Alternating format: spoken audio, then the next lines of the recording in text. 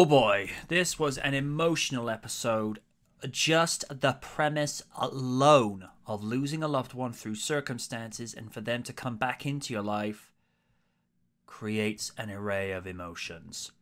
You really feel for Michael discovering that his fiancée from his previous life is in trouble and comes back into her life with no idea that he is Michael Long, but with a new identity.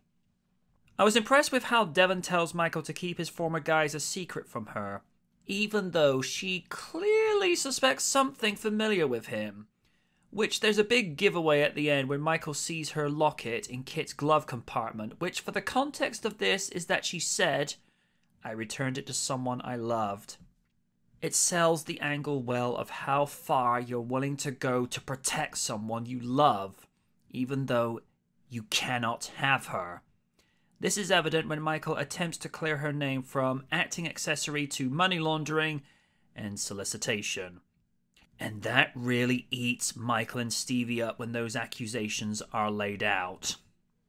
The conspiracy and crime lord aspects were there, but it was playing second fiddle to the romance angle between Michael and Stevie, which told the story more, and you get to see how lonely Michael's life is, even with friends that are like family to him in Devon, Bonnie, and KITT.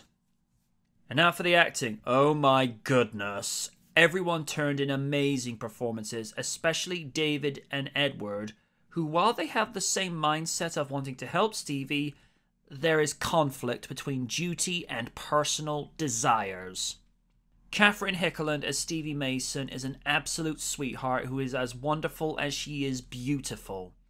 She sells her performance with an honest, tear-jerking portrayal as Stevie that really make you root for her and Michael to stay together. And the fact that Catherine was David's fiancée in real life at the time aided the believable performance from both their parts.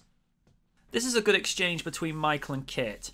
Michael, yeah KITT, C is beyond your grasp, and D is beyond your vision.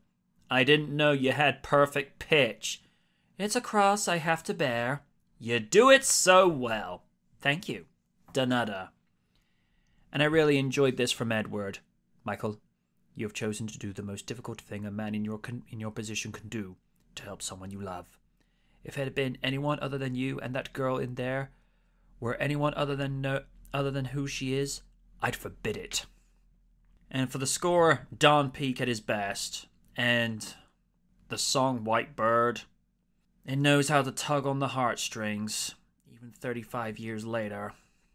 And now come the discrepancies, oh sweet lord. When Michael is in the semi-trailer talking to Bonnie, the roof is off from KITT, but in the next shot, when backing out and driving off, the roof has clearly been put back on. Ugh. In the opening scene, KITT is shown with the extra headlights in his bumper turned on. In the next cut, we see Michael, then another outside shot of KITT, but now the lower headlights are turned off.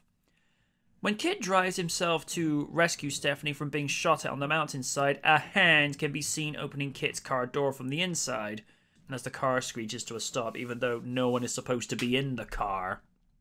As stated in the goof entry above, a hand can be seen throwing open the passenger's side door, but also the silhouette of a person can be seen through the car's rear window, slipping down out of sight in the back seat. When KITT jumps the runway's fence in pursuit of the escaping airplane, a dislodged piece of the wooden launching ramp can be seen falling off the bottom of the car. And once again, these pieces were provided by the good people of IMDb.com. IMDb.com for all your movie knowledge and trivia. Overall, anything I say with regards to writing and acting will never do it justice for this episode. This was Knight Rider knowing how to tug on the heartstrings, and they did it incredibly well, with performances you just don't get anymore. And it's not hard to see why, 35 years later, it's considered a fan favorite still. Until next time, good night from the night.